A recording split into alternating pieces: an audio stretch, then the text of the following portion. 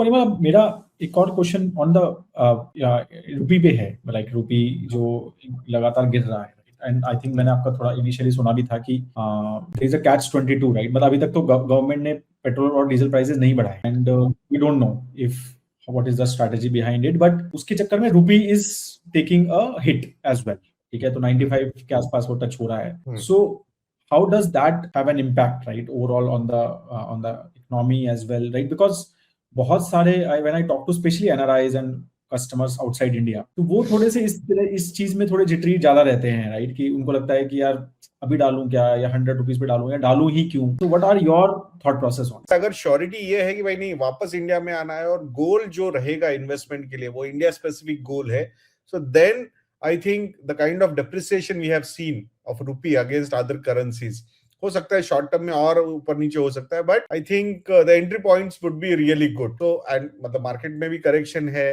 रुपी का डिप्रिसिएशन भी है, मतलब डबल करेक्शन है यहाँ पे। जैसे एग्जांपल के लिए हम प्राइस करेक्शन अगर हम 10% पे है, 18 महीने से या 19 महीने से कोई रिटर्न नहीं है, तो वो आप 1% पर मंथ का अगर हम अपॉर्चुनिटी लॉस ऐड करते हैं, so then the total correction is almost 30%।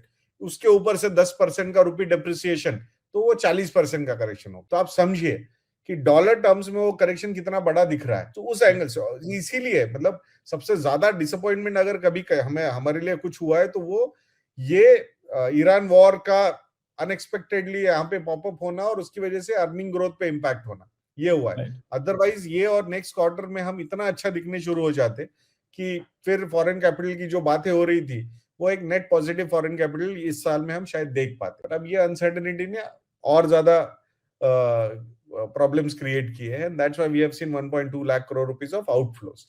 अगर इंडिया स्पेसिफिक है तो इंडिया में इक्विटी में इन्वेस्टमेंट वो होना चाहिए लॉन्ग टर्म के एंगल से। और ये ऐसे बहुत सारे क्वेश्चंस होते हैं ना, ये मतलब ये डिटेल डिस्कशन के बाद ही सही आंसर आ सकता है इस पे। मतलब प्लीज डोंट टेक, मतलब उसको ऐसा नहीं होना चाहिए। तो फिर भी हम कोशिश करते हैं कि इसको कैसे प्रोसेस ओरिएंटेड अप्रोच में लेके आए और वो एक थॉट प्रोसेस वैसी प्रोवोक करे आप, रादर देन एक प्रोडक्ट स्पेसिफिक आंसर।